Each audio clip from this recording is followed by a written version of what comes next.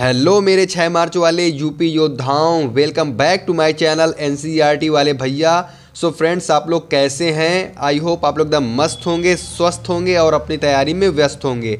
Students, आज की इस वीडियो पे हम बात करने वाले हैं, अगर आप लोग भी हैं क्लास 12th पे और 2025 पे देने जा रहे हैं प्यारा प्यारा फिजिक्स का पेपर एकदम आसान शब्दों में, तो ये वीडियो आपके लिए काफ़ी ज़्यादा मोस्ट इम्पॉर्टेंट होने वाली है। क्योंकि स्टूडेंट्स, जो हमारा फिजिक्स का पेपर है वो बहुत ही बच्चों को कठिन लगता है, सोचते हैं फिजिक्स बहुत ज़्यादा कठिन है, लेकिन ऐसा कुछ नहीं स्टूडेंट्स। अगर आप लोग शिद्दत से किसी चीज़ को करने लगे तो सारी चीज़ें आसान हो जाती हैं।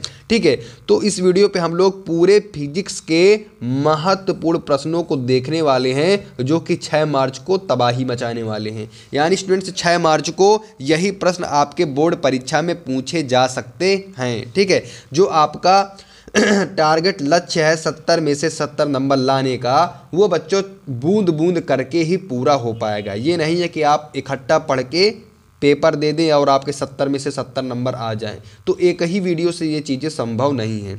ठीक है, तो हम लोग क्या करेंगे, चैप्टर नंबर 6 से लेकर चैप्टर नंबर 8 तक के, यानी 6, 7 और 8 तक के चैप्टरों का निपटारा आज की इस वीडियो पे करेंगे, जो कि अति महत्वपूर्ण प्रश्न होंगे। ठीक है, थोड़ी सी क्लास मैराथन हो सकती, तो आप लोग घबराना बिल्कुल भी नहीं, सारे प्रश्नों को आप लोग अच्छे तरीके से तैयार कर लेना। ठीक है बच्चों, आप लोग इतना पढ़ लो, ठीक है, इतना तैयार कर लो, आपके 20 नंबर से 25 नंबर आराम से पक्के हो जाएंगे। ठीक है, ज़्यादा कुछ आपको करना नहीं है, बस थोड़ा सा पढ़ना है, इन चैप्टरों को अपने कॉपी पे लिखना है, इसके बाद इनको तैयार कर लेना है। आसानी से 20 से 25 नंबर आपके पक्के हो जाएंगे। सिंपल सिंपल सी बात। ठीक है, अच्छा बच्चों, तो नए हो अगर आप लोग, तो भाई चैनल को तो सब्सक्राइब कर लो यार, वीडियो तो आपने लाइक कर ही दिया होगा, ऐसी आशा करता हूँ मैं। ठीक है, तो देखो, जो स्टूडेंट्स, हमारा पहला प्रश्न है, पहला प्रश्न काफ़ी ज़्यादा मोस्ट इंपॉर्टेंट प्रश्न है। प्रश्न हमारा कह रहा है, चुंबकीय फ्लक्स से आप क्या समझते हैं? ठीक है, बहुत प्यारा प्रश्न है, कई बार पूछा जा चुका है आपके बोर्ड परीक्षा में, तो इस बार भी 2025 में भी इसके चांस हैं कि ये शायद आपके बोर्ड परीक्षा में आ जाए, टपक पड़े। तो बिल्कुल से इसको मिस नहीं करना है, आपको इसको भी तैयार करते हुए चलना है। ठीक है, तो आपको क्या करना है, यहाँ पे हेडिंग डाल देना है चुंबकीय फ्लक्स। सबको पता भी होगा, बहुत सारे बच्चों को ये प्रश्न आ भी रहा होगा, तो बहुत अच्छी बात है। अगर आप लोगों को आ रहा है, नहीं आ रहा तो फिर उससे भी अच्छी बात है, क्योंकि आप लोग एकदम बेवकूफ़ तो हो, तैयारी कर नहीं रहे हो भाई। अब आप लोग तैयारी करना स्टार्ट कर दो। ठीक है, अगर आप लेकिन अभी से भी पढ़ना स्टार्ट कर दिया तो अभी भी आप लोग आराम से 70 से 75% आराम से ला सकते हो। बस आपको थोड़ा सा जोर लगाने की आवश्यकता है, ज़रूरत है। देखते हैं चुंबकीय फ्लक्स क्या है। ठीक है, एक समान चुंबकीय क्षेत्र में स्थित किसी पृष्ठ से लंबवत गुजरने वाली चुंबकीय बल रेखाओं की कुल संख्या को उस पृष्ठ का चुंबकीय फ्लक्स कहते हैं। यानी मान लो एक समान कोई चुंबकीय क्षेत्र है, ठीक है, उस पर स्थित कोई पृष्ठ है। ठीक है, चुंबकीय क्षेत्र पर स्थित कोई पृष्ठ है, उसके लंबवत गुजरने वाली बल रेखाओं की संख्या को, कौन सी बल रेखाएं? चुंबकीय बल रेखाओं की कुल संख्या को उस पृष्ठ का चुंबकीय फ्लक्स कहते हैं। ठीक है, इसे स्टूडेंट्स फाई से प्रदर्शित करते हैं। किससे प्रदर्शित करते हैं भाई? इसे फाई से प्रदर्शित करते हैं, और जो इसका सूत्र होता है वो होता है फाई बराबर BA cos थीटा। इसको आप लोग लिख देना है, सूत्र वगैरह लिख के चलना है अच्छे तरीके से, तो एग्जामिनर को ये लगेगा नहीं बच्चे ने बहुत अच्छी तैयारी को कर रखा है, तभी वो सूत्र वगैरह जानता है। ठीक है, तो फाई बराबर BA cos थीटा आप लोगों को लिख देना है। इसके मात्रक भी आपको लिख देना है, इसका मात्रक वेबर होता है। क्या होता है? चुंबकीय फ्लक्स का मात्रक वेबर होता है। वीमा mL घाते 2 T घाते -2 A घाते -1 होता है। वीमा भी आप लोगों को याद कर लेनी है। राशि, अगर इसको राशि भी आप लोग लिख सकते हैं इसकी राशि अदिश राशि होती है, यह अदिश राशि है। यहाँ भी हेडिंग, अगर भाई 2 नंबर का प्रश्न पूछा तो बस आप लोग इतना लिख दो, चल जाएगा। 3 नंबर का पूछा है तो इस चीज़ों को लिख दो। 5 नंबर का पूछा है तो बस आप लोग इसका सूत्र की थोड़ा सा सूत्र का निगमन कर दो, इसका मात्रा इसमें लिख दो, इसका मात्रक वेबर होता है तथा इसकी विमा ये होती अथवा अतः तथा यह अदिश राशि है। मतलब इसको आप लोग लिख देंगे तो भाई क्वेश्चन बड़ा हो जाएगा। हमने 3 नंबर के हिसाब से लिखा है, बस ये चीज़ होती है। ठीक है, तो आई होप आप लोगों को चुंबकीय फ्लक्स तैयार हो गया होगा। अगले प्रश्न की ओर चलते हैं और देखते हैं हमारा अगला प्रश्न क्या कह रहा है। तो बच्चों, जो हमारा अगला प्रश्न है वह है, स्वप्रेरण से आप क्या समझते हैं? बहुत से सारे बच्चों को आता भी होगा, स्वप्रेरण से आप क्या समझते हैं? तो देखो, स्वप्रेरण किसी कुंडली से बद्ध चुंबकीय फ्लक्स के मान में परिवर्तन होने पर उसी कुंडली में प्रेरित विद्युत वाहक बल तथा प्रेरित धारा उत्पन्न होने की घटना को स्वप्रेरण कहते हैं। यानी देखो हम एक फिगर बना कर लाए हैं, आपको फिगर से समझाएंगे तो भाई ज़्यादा अच्छा समझ में आ जाएगा। मान लो ये कोई चुंबक है, ठीक है, इसके चारों ओर क्या है, चुंबकीय क्षेत्र है भाई, चुंबकीय क्षेत्र है। हमने एक कुंडली को उठा के इसके पास लेकर आ गए, ठीक है। तो जब कुंडली लेकर आ गए तो भाई कुंडली से क्या निकलेंगी, चुंबकीय बल रेखाएं निकलेंगी, ठीक है। तो इसमें क्या होगा, चुंबकीय फ्लक्स के मान में परिवर्तन होगा।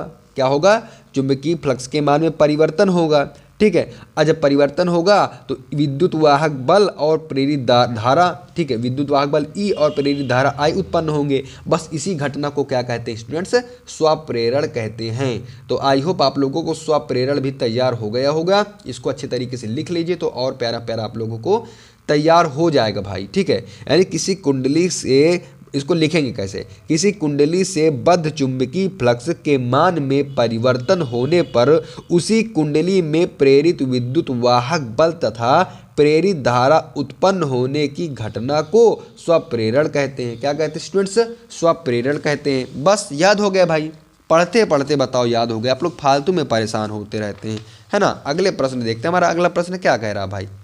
अगला प्रश्न स्टूडेंट्स पूरे के पूरे 5 अंक आपको दिला कर जाएगा।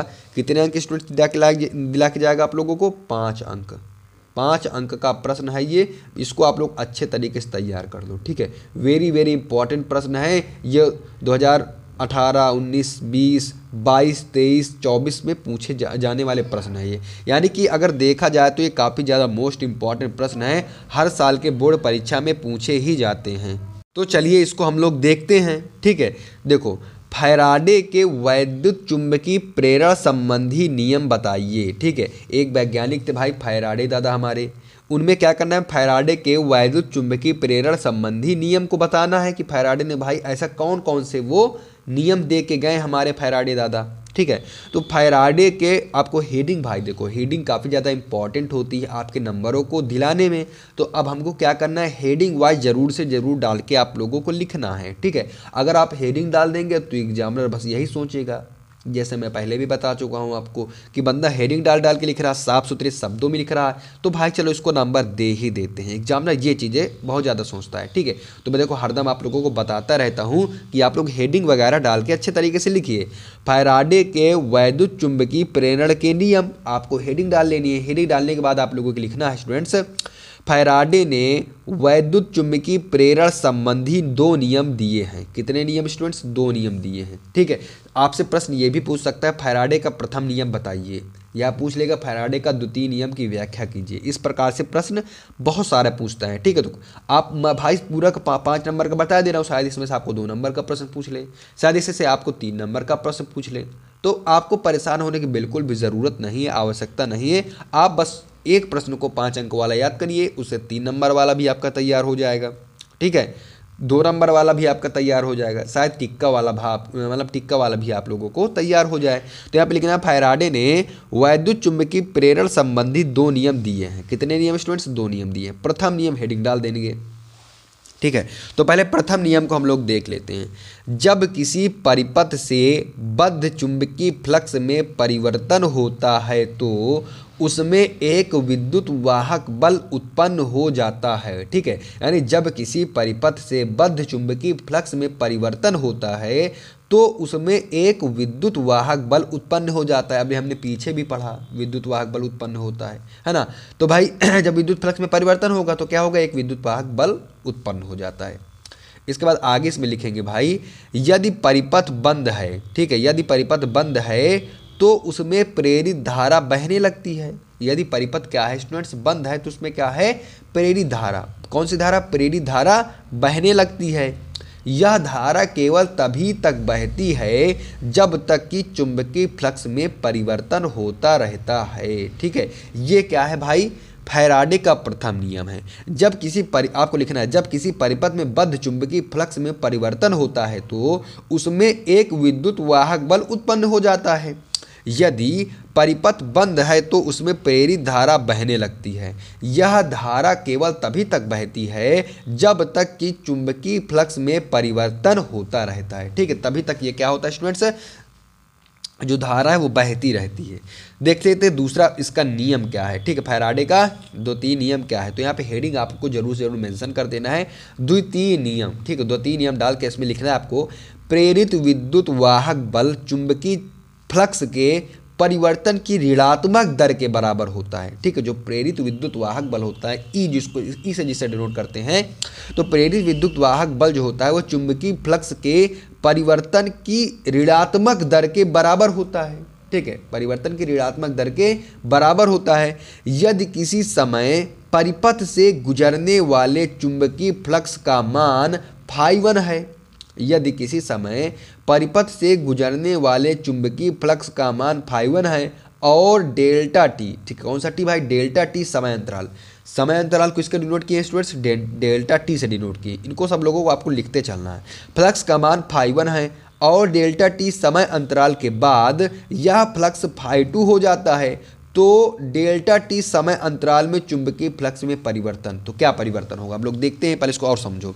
यानी प्रेरित विद्युत वाहक बल चुंबकीय फ्लक्स के परिवर्तन की ऋणात्मक दर के बराबर होता है यदि किसी समय परिपथ से गुजरने वाले चुंबकीय फ्लक्स का मान φ1 है और डेल्टा टी समय अंतराल के बाद यह फ्लक्स φ2 हो जाता है, यानी बदल रहा है भाई समय के अनुसार, तो डेल्टा टी समय अंतराल में चुंबकीय फ्लक्स में परिवर्तन होगा। क्या परिवर्तन होगा भाई, तो देखो डेल्टा फाई क्या लिखेंगे, डेल्टा फाई बराबर परिवर्तन लिखेंगे तो डेल्टा φ2 माइनस φ1, यही परिवर्तन निकल के आएगा हमारा। क्या निकल के आएगा स्टूडेंट्स, ये हमारा परिवर्तन निकल के आएगा। अरे डेल्टा टी समय अंतराल में चुंबकीय फ्लक्स में परिवर्तन क्या निकल के आएगा, डेल्टा फाई बराबर डेल्टा φ2 माइनस डेल्टा φ1। इतना आप लोगों को लिख देना है।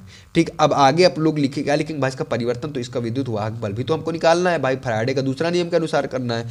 तो यदि परिपथ में प्रेरित विद्युत वाहक बल ई हो, कितना हो स्टूडेंट्स, यदि परिपथ में प्रेरित विद्युत वाहक बल ई हो तो देखो, तो ई बराबर क्या हो जाएगा, यहाँ पे दिया है ना, प्रेरित विद्युत वाहक बल क्या हो जाता है, चुंबकीय फ्लक्स के परिवर्तन की ऋणात्मक दर के बराबर हो जाता है।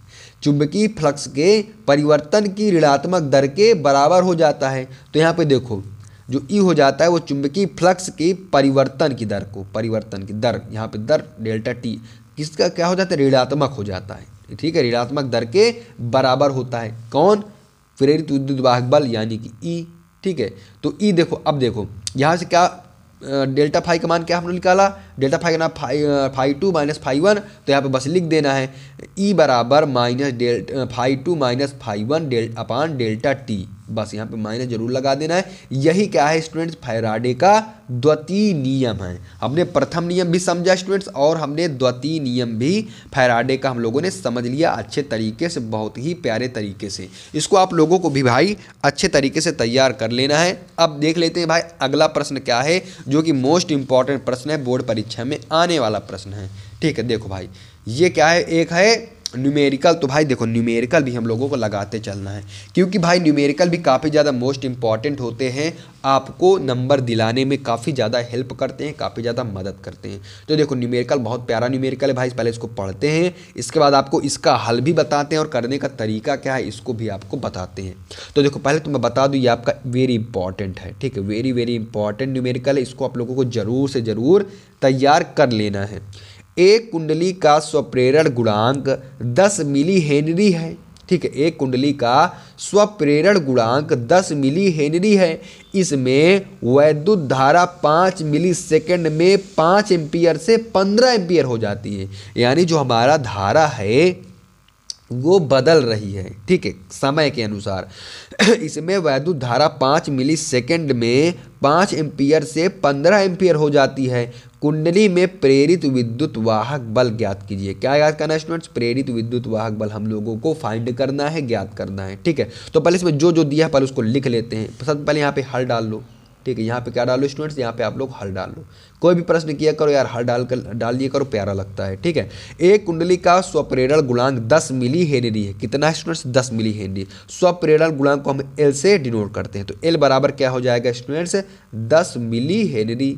यहाँ पे लिखेंगे 10 मिली हेनरी। क्या मिली, हेनरी मिली, हेनरी वेनरी कुछ नहीं मिली भैया। ठीक है, तो 10 एल बराबर 10 मिली हेनरी। भाई देखो मिली है तो मिली को भाई हम हटा देते हैं। ठीक है, मिली को हमको हटाना पड़ेगा, तो एल बराबर देखो हटाने के लिए हम 10 का 1000 में भाग दे देते हैं। ठीक है, 1000 भाग देंगे तो यहाँ पे कितना बनेगा जाके, यानी कि 10 गुणे इसको अगर ऊपर ले जाएंगे इसके घातांक में करेंगे तो 10 की घात -3 आ जाएगा। बहुत बच्चों को आ रहा होगा, कोई दिक्कत वाली बात नहीं। तो एल बराबर 10 मिली हेनरी है, तो प्रेरकत्व तो एल बराबर 10 गुणे 10 की घात -3 हेनरी में आ जाएगा। किसमें हमने कन्वर्ट कर लिया, मिली हेनरी को हमने हेनरी में कन्वर्ट किया। कैसे किया भाई, सबको पता होना चाहिए कि 1000 का भाग करके किया। क्या करके किया, 1000 का हम लोगों ने भाग किया तो इसको हमने चेंज कर दिया। ठीक है, अब कह रहा है इसमें वैद्युत धारा 5 मिली सेकेंड में, कितना सेकेंड, डेल्टा टी। ठीक है, डेल्टा टी बराबर कितना दे रखा है स्टूडेंट्स, 5 मिली सेकेंड। तो देखो मिली सेकेंड है तो इसको भी हमको क्या में चेंज करना पड़ेगा, सेकेंड में चेंज करना पड़ेगा, मिली सेकेंड। ठीक है, मिली सेकेंड। तो देखो डेल्टा टी बराबर क्या हो जाएगा स्टूडेंट्स, वैसे जिसमें 10 की घाते -3 का गुणा इसमें किया तो इसमें 5 गुणे 10 की घाते -3 सेकेंड। ठीक है, ये कहे में आ गया, सेकंड में आ गया। इसी प्रकार से आप लोगों को इसको चेंज कर लेना है। अब देखो भाई आगे कह रहा है 5 सेकंड में 5 एम्पियर से 15 एम्पियर हो जाती है, यानी कि क्या, विद्युत धारा में परिवर्तन हो रहा है। भाई विद्युत धारा में परिवर्तन, तो डेल्टा आई बराबर क्या हो जाएगा, 15 - 5, तभी तो परिवर्तन पता चलेगा कितना परिवर्तन निकल के आया। तो जो डेल्टा आई निकल के आएगी भाई वो 10 एम्पियर का परिवर्तन हो रहा है। कितना, 10 एम्पियर का।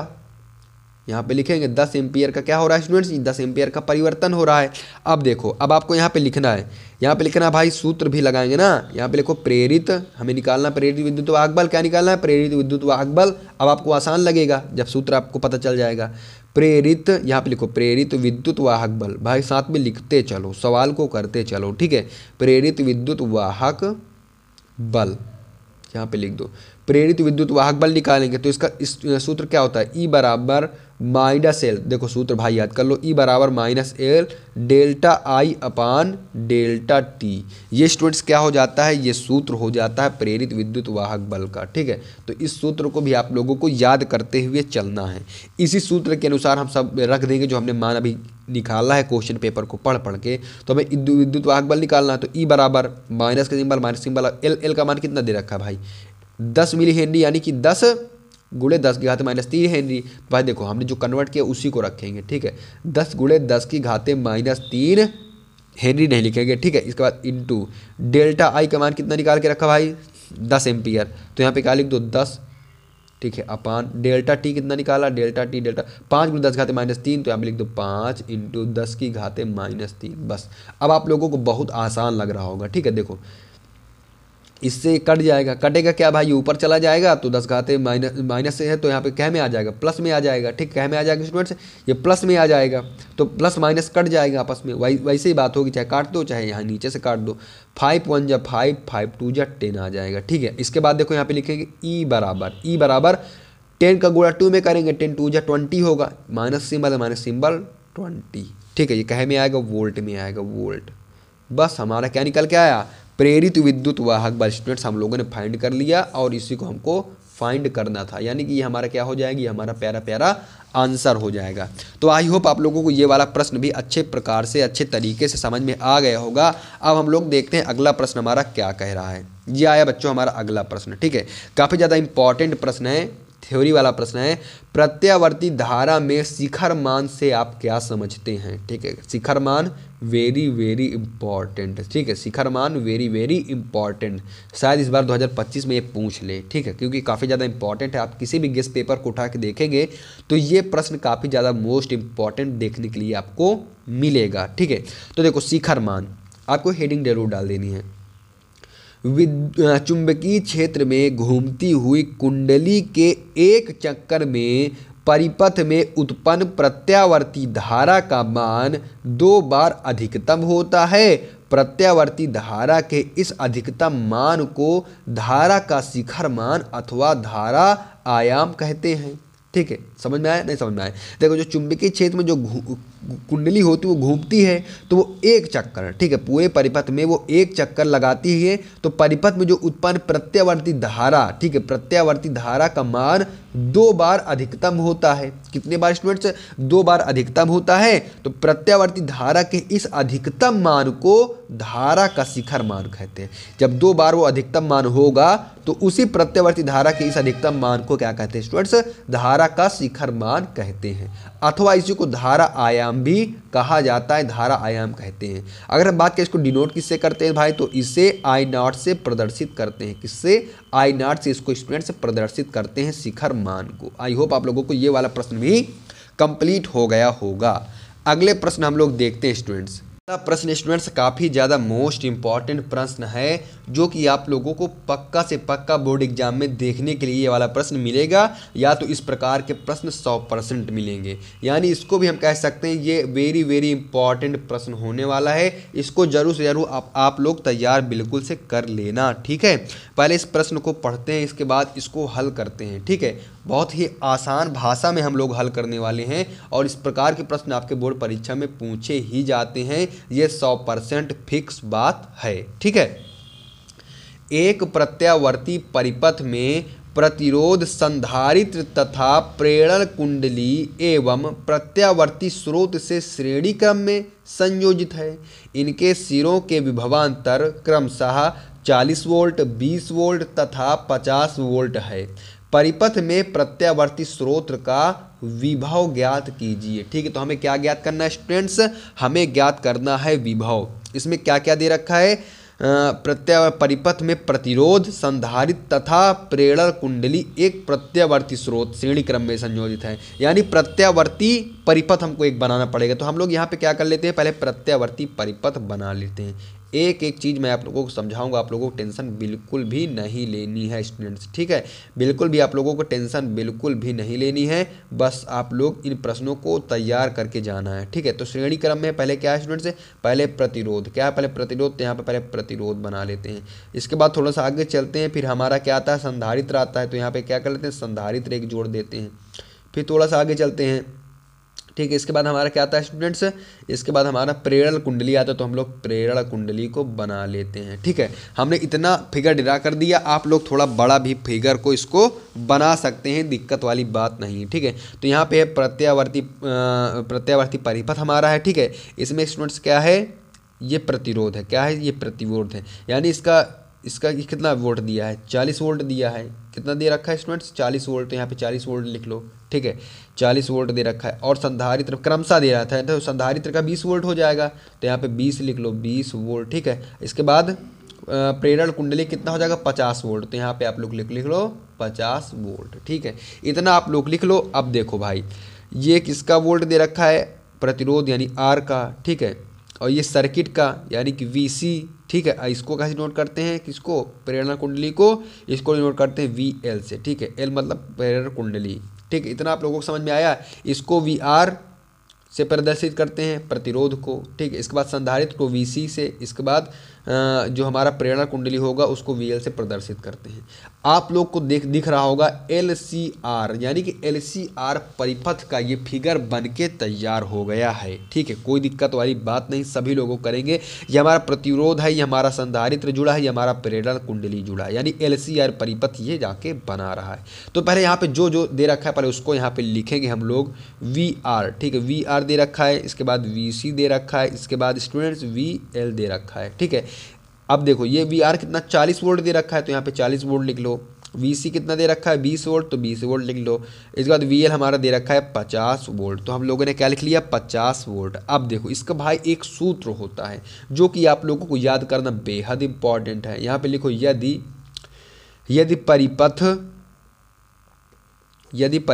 LCR, यदि परिपथ LCR है, ठीक है। यदि परिपथ क्या है? LCR है, तो परिणामी, ठीक है, परिणामी विभव, हमको विभव ही ज्ञात करना है भाई। क्या ज्ञात करना है? विभव ज्ञात कीजिए। तो परिणामी विभव क्या हो गया आगे स्टूडेंट्स? V बराबर इसका एक सूत्र होता है, मैं आपको बता दूं, इसको याद कर दीजिए भाई, बहुत ज़्यादा इंपॉर्टेंट है। VR का square plus VL minus VC का होल स्क्वायर, ठीक है, V R square plus V L minus V C का होल स्क्वायर। इसके बाद क्या लिखोगे आप, अब देखो हमें इस सूत्र है, पहले बात इस सूत्र को आप लोग याद कर लीजिए, ठीक, इस सूत्र को क्या कर लीजिए स्टूडेंट्स, आप लोग पहले क्या कर लीजिए, इस सूत्र को आप लोग बहुत ही प्यारे प्यारे तरीके से याद कर लीजिए, ठीक है। इसके बाद देखो v बराबर करड़ी में, इसको करड़ी बोलते हैं ना हिंदी में, वी आर का स्क्वायर, वी आर कितना 40 वोल्ट, यानी कि हमें 40 का क्या कर देना है, स्क्वायर कर देना है, प्लस वी एल कितना देखा 50 माइनस वी सी कितना दे रखा है 20 वोल्ट, तो यहाँ पे 20 लिख दो। इसका भी क्या स्टूडेंट्स होल स्क्वायर है, क्या है, इसका भी होल स्क्वायर हम लोगों ने कर दिया। अब तो आप सोच रहे होंगे अरे गुरुदेव इतना सरल सवाल आप बताते हैं, ये सोच रहे हो ना। तो देखो v बराबर, अब आपको समझ में आ रहा होगा ना चीज़ें, अब आपका दिमाग खुल रहा होगा। तो इसका क्या होता है 16 हो जाता है इसका स्क्वायर, प्लस 50 से इसको घटाओगे तो यहाँ पे स्टूडेंट्स 30 का होल स्क्वायर बचेगा, ठीक है, 30 का होल स्क्वायर बचेगा। इसके बाद अब क्या आएगा v बराबर क्या आ जाएगा स्टूडेंट्स, करंडी बना लो, ठीक है, करंडी बना लिया। 1600 में प्लस 1600 में अगर हम प्लस कर दें 3 2 9 यानी कि 900, ठीक है, तो कितना आ जाएगा यहाँ पे v बराबर, यहाँ पे v बराबर स्टूडेंट्स कितना आ जाएगा, यहाँ पे v बराबर कितना आ जाएगा, यहाँ पे आ जाएगा 1600 को 900 जोड़ोगे यहाँ पे 2500 आ जाएगा, कितना निकल के आया 2500। अब सब लोगों को पता है अगर हम यहाँ से रूट हटाएंगे तो v बराबर हमारा कितना निकल के आएगा स्टूडेंट्स 50, कितना निकलेगा 50, तो ये 50 वोल्ट आ जाएगा, कितना 50 वोल्ट, ठीक है, v बराबर 50 वोल्ट आ गया। यही हमें निकालना था जो कि हमारा आंसर आ चुका है और आपके 5 नंबर फिक्स हो चुके हैं, ठीक है, 5 नंबर आपके कंफर्म और हमारा आंसर रेडी हो गया। तो देख लो स्टूडेंट्स, इसको अच्छे तरीके से एक बार आप वॉच कर लो और फिर बताओ कि कितना आसान था ये, ठीक है, कितना आसान प्रश्न था। एक प्रत्यावर्ती परिपथ में प्रतिरोध संधारित्र तथा प्रेरण कुंडली एवं प्रत्यावर्ती स्रोत से श्रेणी क्रम में संयोजित हैं। इनके सिरों के विभवांतर क्रमशः 40 वोल्ट 20 वोल्ट तथा 50 वोल्ट हैं। परिपथ में प्रत्यावर्ती स्रोत का विभव ज्ञात करना था, जो कि हमने ज्ञात कर लिया है एलसीआर परिपथ के विभव ज्ञात करने वाले सूत्र से, जो कि 50 वोल्ट निकल के आया है, ठीक है। तो आई होप आप लोगों को स्टूडेंट्स ये वाला भी प्रश्न अच्छे तरीके से तैयार हो गया होगा। अब अगला वाला प्रश्न देखते हैं हमारा अगला प्रश्न क्या कह रहा है और कितना ज़्यादा इंपॉर्टेंट प्रश्न होने वाला है, ठीक है। तो देखो भाई अगला प्रश्न, वैद्युत चुंबकीय स्पेक्ट्रम में सबसे बड़ी तथा सबसे छोटी तरंग दैर्ध्य की तरंगों के नाम बताओ। तो देखो पहले हम लिख लिए सबसे बड़ी तरंग दैर्ध्य का नाम, इसके बाद लिख लिए सबसे छोटी तरंग दैर्ध्य का नाम। तो सबसे बड़ी तरंग दैर्ध्य का नाम स्टूडेंट्स रेडियो तरंगे और सबसे छोटी तरंग दैर्ध्य का नाम है गामा किरणें, ठीक है। तो इनको याद कर लेना भाई, 2-2 नंबर में प्रश्न पूछे जा सकते हैं, तो हम सारे प्रश्नों को कंप्लीट करने वाले हैं, ठीक है। तो आई होप आप लोगों ने इसको याद ही कर लिया होगा कि सबसे बड़ी तरंग का नाम रेडियो तरंगे और सबसे छोटी तरंग का नाम गामा तरंगे, बस काम खत्म। इसके बाद एक प्रश्न और आपको देखने को मिलता है, एक्स किरणों के 2 प्रमुख गुण और उपयोग लिखिए, ठीक है। एक्स किरणों के हमें 2 प्रमुख गुण और उपयोग लिखने के लिए आता है, काफ़ी ज़्यादा इंपॉर्टेंट प्रश्न है, ठीक, काफ़ी ज़्यादा इंपॉर्टेंट प्रश्न, इसको भी आप लोग तैयार कर लीजिए। हेडिंग जरूर डाल देना, एक्स किरणों के गुण, क्या हेडिंग आपको डालना है, एक्स किरणों के गुण। तो इनको गुण पहले लिख लेते हैं। एक्स किरणें विद्युत चुंबकीय तरंगे हैं, क्या है, एक्स किरणें क्या स्टूडेंट्स विद्युत चुंबकीय तरंगे हैं। ये अदृश्य होती हैं, ठीक है, ये अदृश्य होती हैं। इनका वेग प्रकाश के वेग के बराबर होता है, जो इनका वेग होता है वो प्रकाश के वेग के बराबर होता है, ये इनका गुण होती हैं। ये फोटोग्राफिक प्लेट को प्रभावित करती हैं, ठीक है, ये फोटोग्राफिक प्लेट को क्या करती है स्टूडेंट्स, प्रभावित करती हैं। अगर हम लोग इनके उपयोग की बात करें तो भाई आप लोगों को उपयोग भी लिख लेना, क्योंकि 5 अंक का प्रश्न है, तो आप लोगों को सारी चीज़ें आप लोगों को लिखना होते हैं। कभी कभी भाई ये 3 नंबर में आता है और कभी कभी ये 5 अंक में भी पूछा जाता है, ठीक है, कभी कभी 3 अंक में प्रश्न पूछा जाएगा आपसे और कभी कभी ये 5 अंक में भी पूछा जाएगा, तो कोई दिक्कत वाली बात नहीं है। जितने भी सेट में कोई भी प्रश्न 3 अंक का पूछा जाए चाहे 5 अंक का पूछा जाए, आपको करना तो भाई पूरा ही पड़ेगा, ठीक है। तो इनका उपयोग देखो, हीरे की जांच परख में, ठीक है, हीरे की जांच परख में हम क्या करते हैं, एक्स किरणों का उपयोग करते हैं। भारी गार्डर में दरार या वस्तु के बुलबुले का पता लगाने में करते हैं।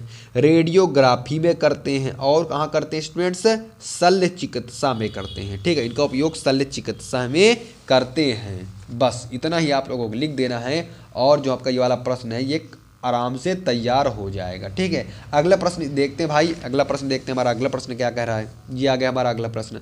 अगला प्रश्न काफ़ी ज़्यादा मोस्ट इंपॉर्टेंट प्रश्न होने वाला है, इसको भी आप लोग अच्छे तरीके से तैयार कर लो। देखो इसको भाई लिख दूं मैं आपको, क्योंकि आप बिना लिखे मानते नहीं कि इंपॉर्टेंट है, तो यहाँ पे मैं लिख दूं वेरी वेरी IMP। ठीक है, वेरी वेरी इंपॉर्टेंट प्रश्न है ये। प्रश्न है विद्युत चुंबकीय स्पेक्ट्रम के मुख्य भागों को उनकी तरंग दैर्ध्य परास के साथ लिखिए। इस प्रकार से आपका प्रश्न पूछा जाता है, कई बार ये प्रश्न पूछा जा चुका है। ठीक है, विद्युत चुंबकीय स्पेक्ट्रम के मुख्य भागों को उनकी तरंग दैर्ध्य परास के साथ लिखिए, इस प्रकार से प्रश्न पूछा जाएगा। तो जो विद्युत चुंबकीय स्पेक्ट्रम के कुछ मुख्य भाग है उनको ही मैं लिख के लाया हूँ। गामा किरणें, ठीक है, जो इसका तरंग दैर्ध्य होता है, तरंग दैर्ध्य परास होता है 10⁻⁻14 मीटर से 10⁻⁻10 मीटर तक होता है। ठीक है, नाभिक की संरचना में संबंध में सूचना देने में उपयोगी, ये कहे में भाई नाभिक की संरचना के संबंध में सूचना देने में उपयोगी हैं गामा किरणें। एक्स किरणें कहे में उपयोगी हैं, इसका जो तरंग दैर्ध्य होता है 10⁻11 मीटर से 3 × 10⁻8 मीटर तक होता है एक्स किरणें। ठीक है, चिकित्सा विभाग में सर्जरी में उपयोगी, ठीक है, चिकित्सा विभाग में सर्जरी में उपयोगी आप एक्स किरणें जानते ही होंगे भाई, कहते नहीं एक्सरे करवाएं, तो उसे में ये उपयोग करने वाली किरणें होती हैं। ठीक है, पराबैंगनी किरणें, जो इनका तरंग दैर्ध्य होता है 10⁻⁸ मीटर से 4 × 10⁻7 मीटर तक होता है। खाने की वस्तुओं के संरक्षण, ठीक है, खाने की वस्तुओं के संरक्षण में उपयोगी ये किरणें होती हैं। अवरक्त किरणें, इनका जो तरंग दैर्ध्य स्टूडेंट्स होता है 8 × 10⁻7 मीटर से 5 × 10⁻³ मीटर तक होता है, और स्टूडेंट्स कोहरे व धुंध में यानी धुंधले के पार देखने में उपयोगी होती, ये वाली अवरक्त किरणें। ठीक है, तो ये वाला प्रश्न भी आप लोग अच्छे तरीके से तैयार कर लीजिए, जो कि काफ़ी ज़्यादा इंपॉर्टेंट प्रश्न था और कई बार बोर्ड एग्जाम में पूछा जाने वाला ये प्रश्न है।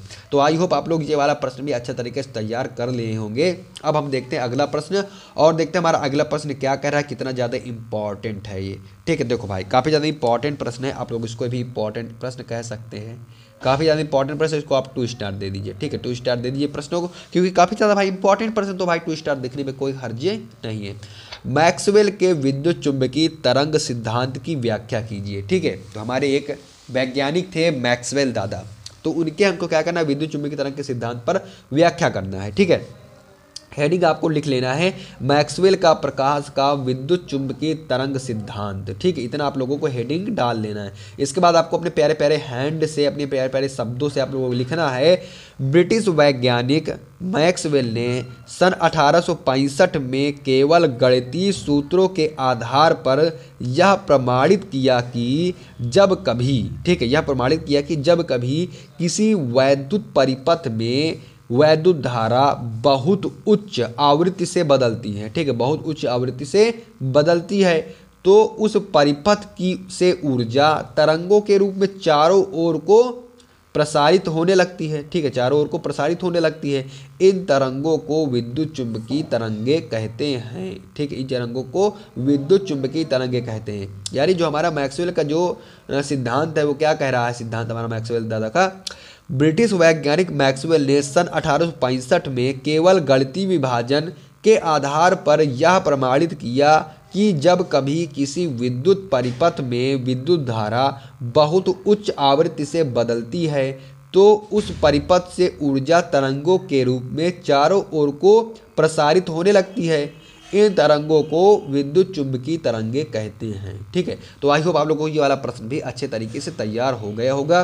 तो ठीक है भाई, आज की वीडियो के लिए बस इतना ही। मिलते किसी और एक मोस्ट इम्पॉर्टेंट, ठीक है, किसी एक और मोस्ट इम्पॉर्टेंट वीडियो के साथ। तब तक के लिए मेरे प्यारे प्यारे विद्यार्थियों, बाय बाय। लेकिन उससे पहले भाई चैनल को सब्सक्राइब जरूर से ज़रूर कर लेना। ठीक है, मिलते किसी एक और मोस्ट इम्पॉर्टेंट वीडियो के साथ। तब तक के लिए मेरे प्यारे प्यारे विद्यार्थियों, अपने तैयारी को जोरे से करते रहिए।